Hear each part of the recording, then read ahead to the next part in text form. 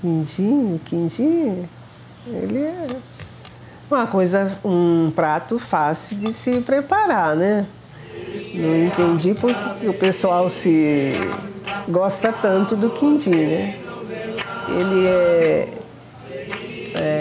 a gente prepara ele e não vai a farinha, nessa época de pêssego, ele não pode usar a nossa farinha, então tinha que usar só a farinha dele. Então o que a gente podia fazer? Um doce que não vai farinha. É um quindim, é um pudim, é uma queijadinha, tudo que não vai farinha. Aí nasceu a ideia do quindim de pêssego. A palavra Pêssego em hebraico quer dizer pulou. E isso nos faz recordar que Deus, quando foi de casa em casa matar os primogênitos, ele pulou a casa dos judeus, conforme diz a Torá.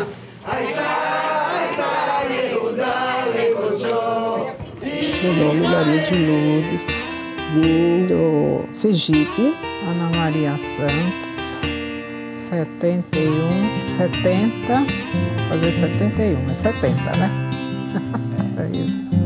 Meu nome é Maria Lúcia, eu tenho 44 anos, nasci em Monte Alegre, Pará, uma comunidade chamada Jussarateu, é Baixo Amazonas. Meu pai, ele é descendente de negro e índio. Minha mãe índia, minha avó índia, da parte da minha mãe toda é índia. Meu nome é Rosa Saposnik-Schutt, eu sou primeira geração nascida aqui no Brasil. Meu pai veio da Rússia, minha mãe da Polônia. Minha mãe chegou antes da Polônia e na Polônia tinha um período de muita pobreza, já começando a fazer os ventos da guerra. Minha mãe chegou aqui em 36 e meu pai chegou em 38, também prevendo que ia ter guerra e as coisas estavam muito difíceis para os judeus na Europa. Se conheceram e se casaram aqui e eu sou made in Brasil. Oi, meu nome é Vilma, eu sou de uma cidade do interior de João Pessoa, vim para casa do seu Breno com 18 anos, faz 18 anos que eu estou trabalhando com ele. Eu sou o Breno, eu descendo de uma família de judeus cujos avós emigraram para o Brasil. Meus avós, 3 deles vieram da Bessarábia e a mãe da minha mãe veio de Tzfat, uma cidade da então Palestina, hoje Israel. Tenho que contar que em Tzfat, quando criança, minha avó passou fome. A irmã gêmea da minha avó morreu em Tzfat de tifo e fome. A minha infância, terrível. Porque com 6 anos minha mãe me deu. Lá tinha muito isso, de dar às pessoas. As pessoas chegavam lá, entre aspas, assim, olha, dá tua filha para estudar, para não sei o quê, para não sei o quê. É tudo mentira. Era para ser escrava mesmo, trabalhar. E a gente tinha um colégio onde eu estudava e tinha um engenho. E assim, quando os alunos vinham, aí a gente ia no engenho, eles pegavam um melaço e pegavam uma cana e eles enrolavam aquele melaço e a gente vinha comendo para casa. É isso que eu falo para o seu Breno. Foi muito gostoso, minha infância, graças a Deus, foi muito boa. Sou Andréia, eu tenho 32 anos, eu nasci em Santo André. Minha família veio de Minas, mas a minha mãe já mora há 40 anos aqui em São Paulo. E eu trabalho com a colônia judaica já há uns 15 anos, mais ou menos. Meu nome é Richard Brusilovski Tamesg. Sou brasileiro, nascido em São Paulo. Tenho 33 anos. Sou rabino aqui na sinagoga Oshio, do movimento Chabad. E antes disso eu estudava fora do Brasil.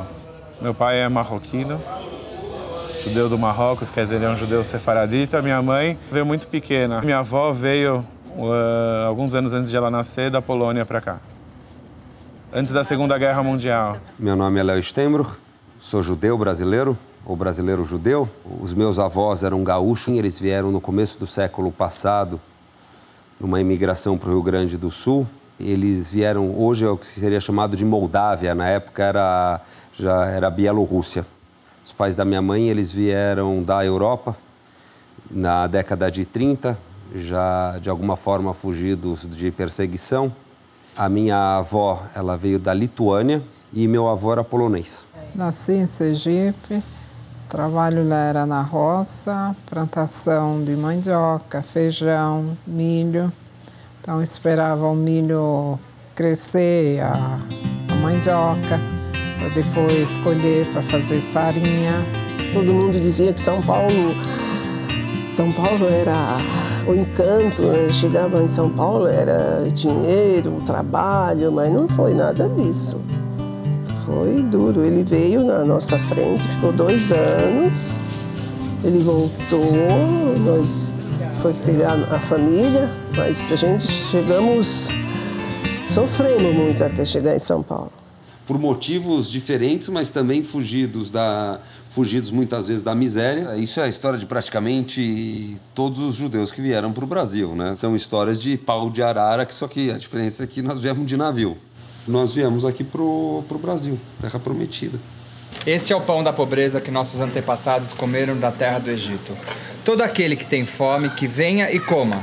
Todo aquele que passa necessidade, que venha e celebre o Pesach conosco. Neste ano estamos aqui. Que no próximo ano estejamos na terra de Israel. Neste ano somos escravos. Que no próximo ano sejamos homens livres.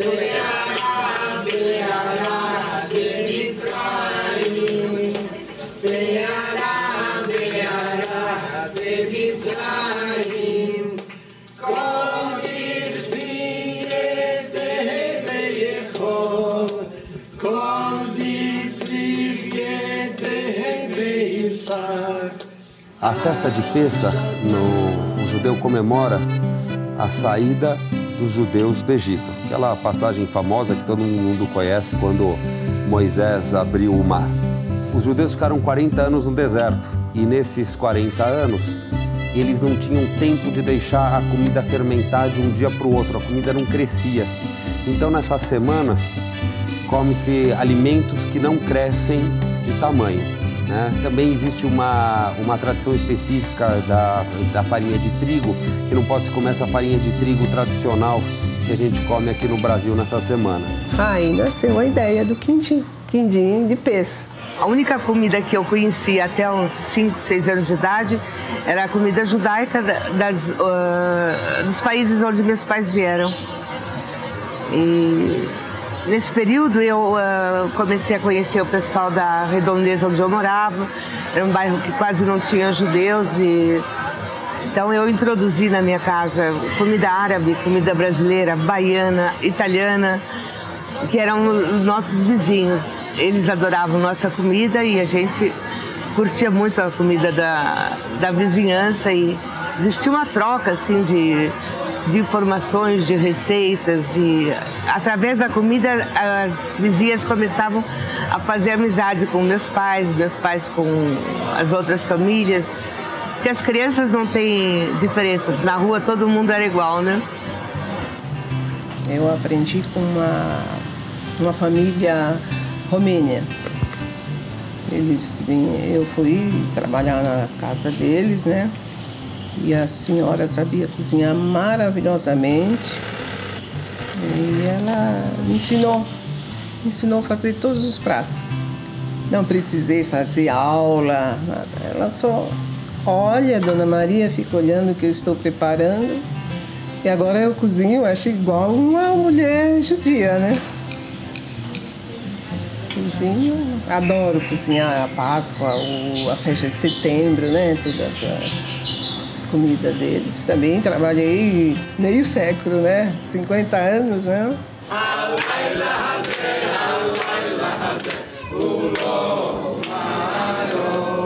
Eu via as minhas avós e o meu pai cozinhando com um gosto e com uma alegria tal, que em algum momento, algum mecanismo dentro de mim disse assim, pô, esse negócio deve ser muito bom, muito divertido. Quando eu comecei, eu tive assim, muita sorte que as senhorinhas judias, as noninhas, elas gostam muito de ensinar. Então, aprendi muito com elas. Cada uma me ensinou uma coisa. E depois eu peguei o meu estilo, né, o meu jeito. Hoje eu coloco assim a minha mão, o meu tempero. A princípio eu não vim para cozinhar, a princípio eu vim para trabalhar na antiga Colinas. Mas aí não deu certo, falei, vamos para a cozinha, vamos ver o que vai dar. Ainda bem. Deu. Bendito o dia que a Vilma entrou na minha vida, porque a Vilma trabalhava aqui em casa, mantinha o boteco em ordem aqui e eu ia dar as aulas, até que foi crescendo, aula toda noite, aí um dia eu chamei ela. E no nosso dia a dia aqui foram entrando coisas que não tinham, quer dizer, o melaço de cana, a manteiga de garrafa, o queijo coalho.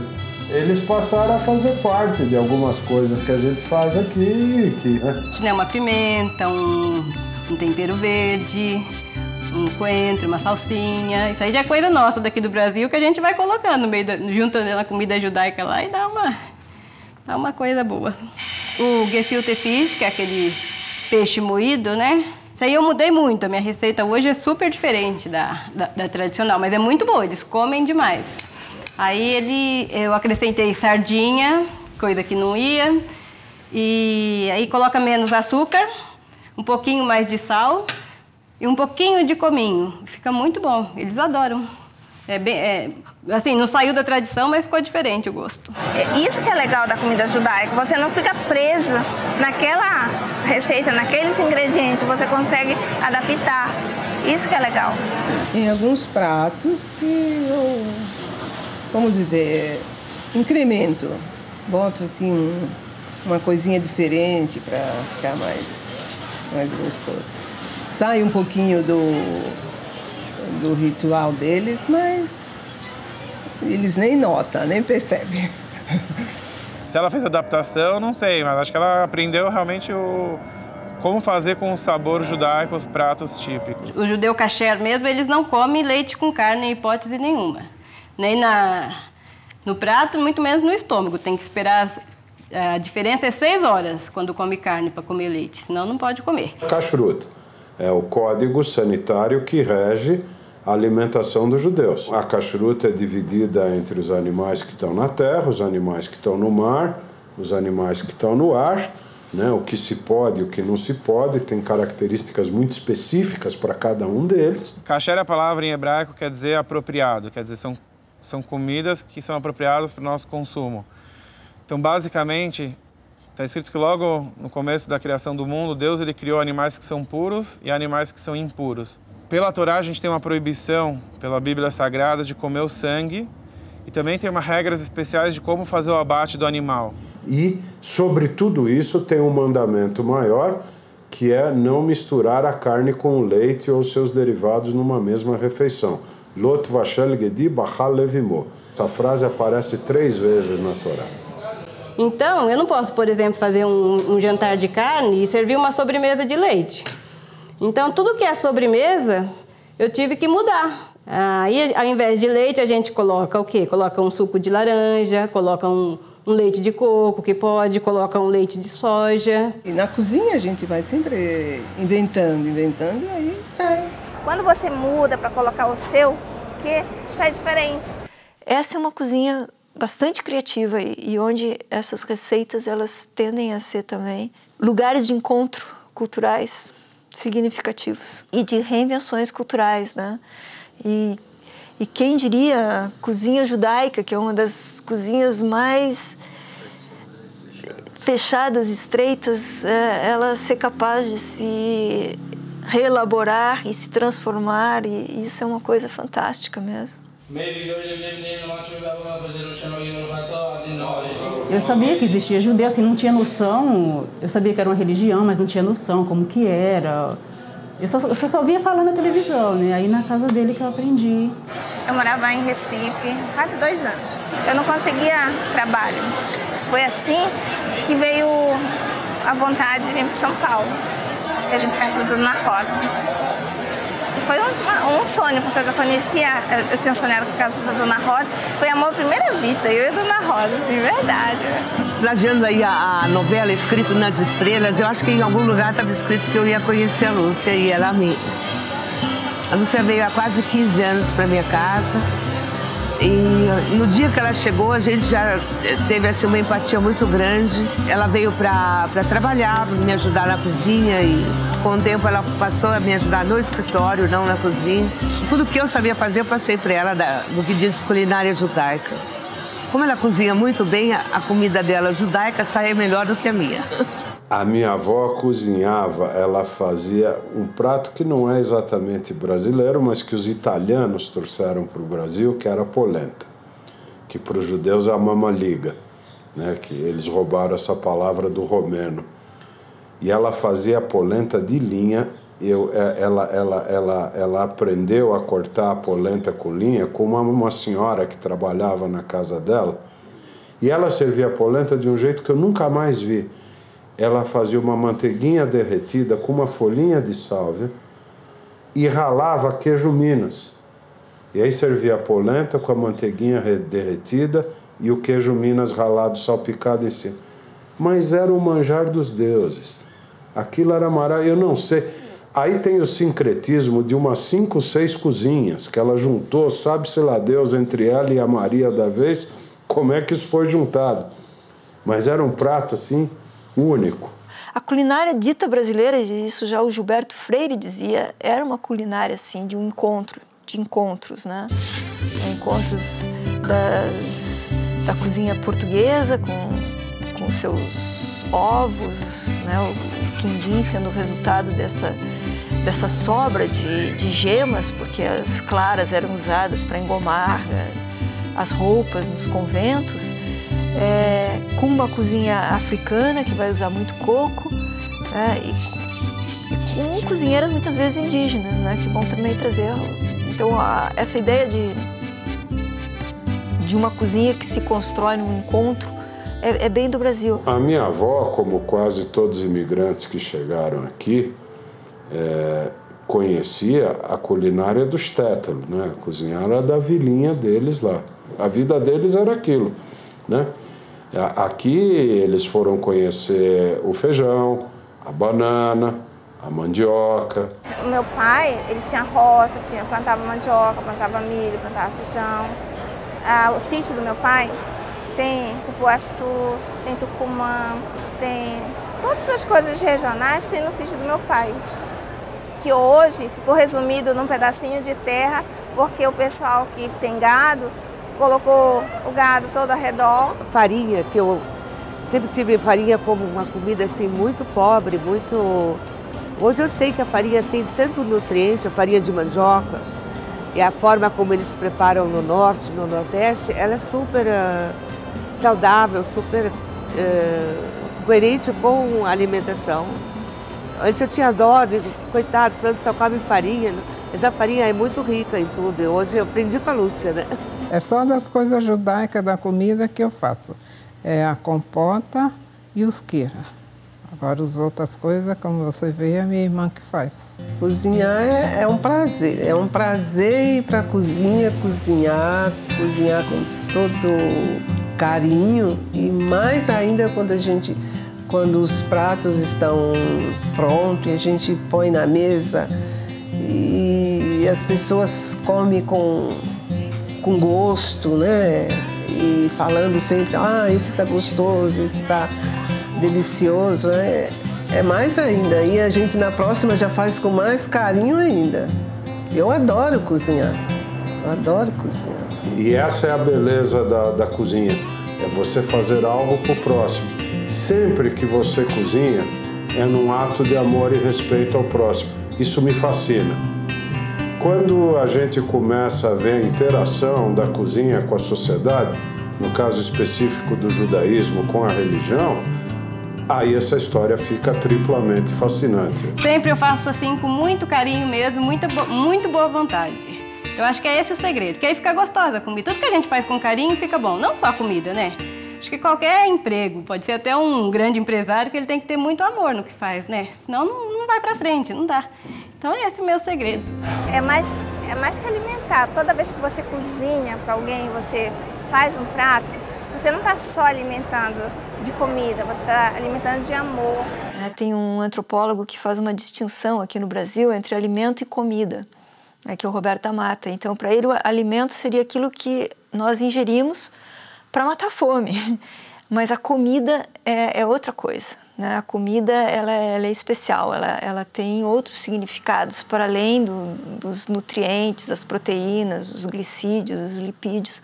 Ela contém afeto, ela contém religião, ela contém participação grupal, né? Então, nesse sentido, eu acho que o alimento é um rito.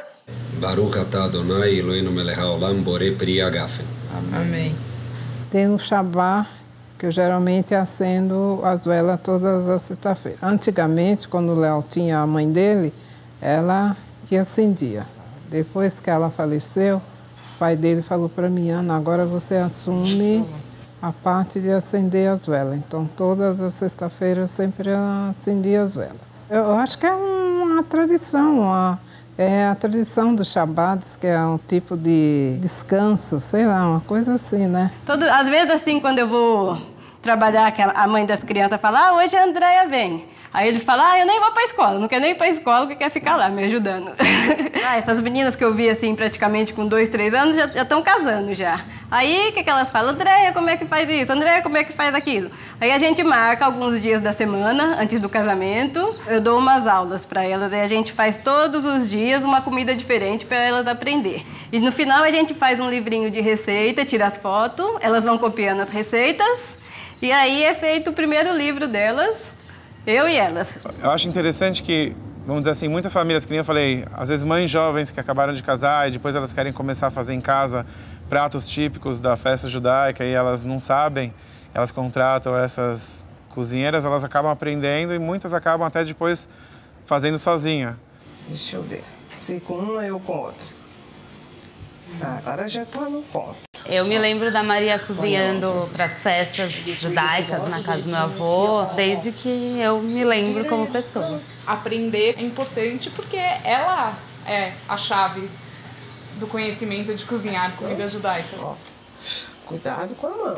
Eu sempre gostei de cozinhar e com a Maria é mais especial, né? Tá escrito, tem uma passagem interessante nos nossos livros, na Ética dos Pais, tá escrito assim em hebraico: Eis o Chacham, quem é o sábio, Alomed Mikol Adam, aquele que aprende de todos. As fronteiras no Brasil, elas são mais tênues.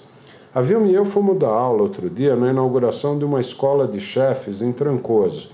A quantidade de identidades que se estabeleceram naquela aula foi uma coisa mágica. A ponto de que agora em julho nós estamos organizando a festa de Santa Marta, em Trancoso, que é a padroeira dos cozinheiros, né? E quem vai organizar? Um judeu e uma católica não praticante. Vamos nós lá organizar a festa de Santa Marta para os cozinheiros. Vamos fazer a primeira festa de Santa Marta, padroeira e protetora dos cozinheiros desse país, e celebrar, né, a nossa profissão e a alegria de cozinhar e de viver. Eu não acho que tenha muito mais lugares no mundo que um judeu organiza a festa de Santa Marta, né? Aqui essas coisas acontecem e não tem nada de errado com isso, está tudo certo. Porque antes de Santa Marta ou do judaísmo, né, é um grupo de pessoas, vou me repetir, fazendo algo que gosta muito, que é cozinhar. Quer dizer que eu já estou 50 anos, para bem dizer, na família, né?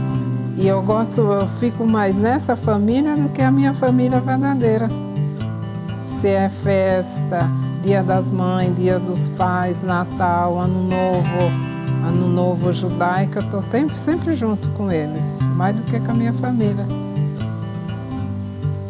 Que eu tenho como tivesse que eles fossem da minha família. Eles são para mim como eu tivesse tido a minha casa, tivesse casado e tivesse tido filhos. É isso que eu sinto. Não sei, acho que até agora não sei se eu contribuí com alguma coisa importante, não. Eu só sei que a família adora a comida, né? O que eu acho que elas mais trouxeram para dentro da nossa casa foi algo chamado, não que faltasse na nossa casa, mas era um escancaro, era um exagero de dignidade. Elas mostravam que elas batalhavam pela vida e que em casa era só pra gente, só tinha carinho e amor. Só no Brasil mesmo, né? Que tem essa coisa boa, essa mistura. Sei lá, o Deus é todos iguais, né? A gente que complica, não é? E aí, ó, vai que vai. Todo mundo entra Os judeus aprendem a comer mineiro, os mineiros aprendem a comer comida de judeu, e aí a gente vai. E assim é o Brasil, né? É uma mistura de raças. Cozinhar é amor, é com a alma. É isso.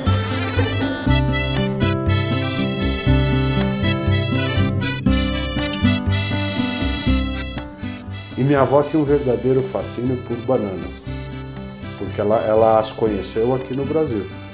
E ela ficava fascinada como a banana era barata, né? Então, você entrava na cozinha da minha avó, tinha um cacho de banana. Um cacho inteiro de banana verde. A banana ela vai amadurecendo da ponta para o caule. E ela ia tirando, comendo.